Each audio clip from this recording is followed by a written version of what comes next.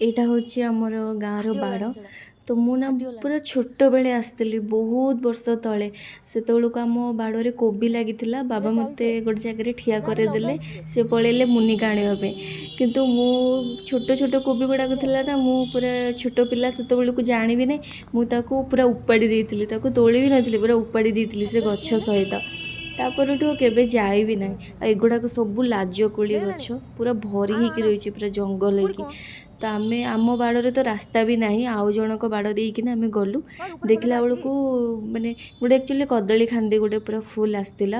ତ ମୋତେ ବାବା ଯେମିତି କହିଦେଲେ, ତ ମୁଁ ତାଙ୍କୁ 3 ଦିନ ହେଲାଣି ଲାଗି ଲାଗି ଆଜି ତାଙ୍କୁ ଫାଇନାଲି ମୌକା ମିଳିଲା, ମାନେ ଟାଇମ୍ ମିଳିଲା, ମୋତେ ଧରିକି ଆସିଲେ। କିନ୍ତୁ ଆସିକି ଦେଖିଲା ବେଳକୁ କିଏ ଅଧା ନେଇସାରିଛି। ତାର ଯେତିକି ହାତ ପାଇଲା ସେ ନେଇଛି, ଆଉ ବାକି ଉପର ଭାଗଟା ଆଉ ବାକି ଜାଆଁଳା କଦଳୀ ଗୁଡ଼ାକ ସବୁ ଛାଡ଼ିଥିଲା। ତ ସେଗୁଡ଼ାକୁ ସବୁ ବାବା ତୋଳିଲେ। ତାଙ୍କର ବି ଭଲସେ ହାତ ପାଉନଥିଲା, ଆଉ ପାଖରେ ଗୋଟେ ବଡ଼ କୂଅଟେ ଥିଲା।